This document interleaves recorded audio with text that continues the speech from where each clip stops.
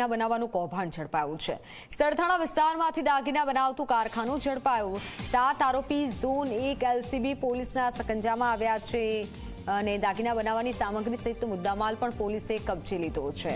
મહત્વનું છે કે રાજ્યમાં એક બાદ એક નકલીની ભરમાર સામે આવી રહી છે, ત્યારે સુરતના વેલંજાની રુદ્રાક્ષ સોસાયટીમાંથી નકલી સોનાના દાગીના બનાવવાના કૌભાંડનો પર્દાફાશ થયો।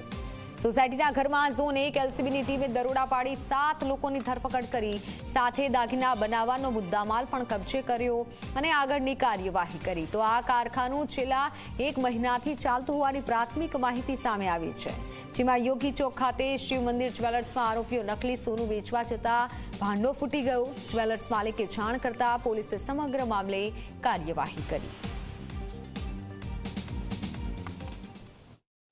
ઝોન 1 પોલીસને મોટી સફળતા મળી છે। ડુપ્લિકેટ ગોલ્ડમાંથી દાગીના બનાવતી ગેંગની ધરપકડ કરી છે। દ્રશ્યમાં જોઈ શકાય છે એક નહીં પરંતુ 12 જેટલા આરોપીઓને પકડવામાં આવ્યા છે, જેમાં તમને બ્લેક ટી શર્ટમાં જે એક આરોપી દેખાઈ રહ્યો છે, જેનું નામ છે વિવેક સોની। આ વિવેક સોની આખું કારસ્તાન કરતો હતો અને અલગ અલગ જે વ્યાપારીઓ છે, કોઈ સેલ્સમેન છે અને કોઈ ગોલ્ડ બનાવવાની કામગીરી કરતા હતા।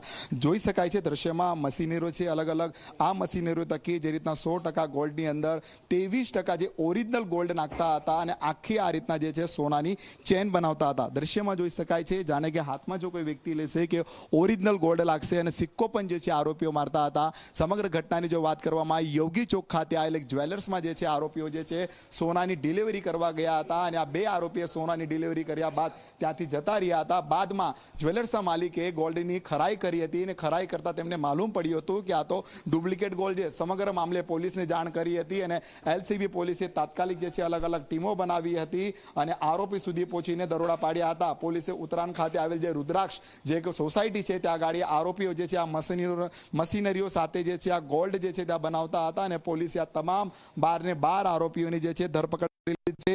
મહત્વની વાત એ છે કે અત્યાર સુધીમાં કેટલું ગોલ્ડ આ આરોપીઓ દ્વારા બનાવવામાં આવ્યું છે અને બજાર સુધી જ્વેલર્સની દુકાનમાં પહોંચાડવામાં આવ્યું છે તે દિશામાં પણ જે છે તપાસ કરી રહી છે। પરંતુ મહત્વની વાત એ કહી શકાય છે કે શહેરમાં ખાણીપીણી વસ્તુની સાથે ખાસ કરીને બ્રાન્ડેડ કપડા હોય કે બૂટ ડુપ્લિકેટ તો મળતા આવ્યા છે, પરંતુ હવે ડુપ્લિકેટ ગોલ્ડ પણ જે છે શહેરમાં બનાવવામાં આવતું હતું અને આ ઠગબાજો જે છે અનેક વ્યાપારીઓ સહિત જે છે ગ્રાહકો જે છે તેમને ઠગતા હતા।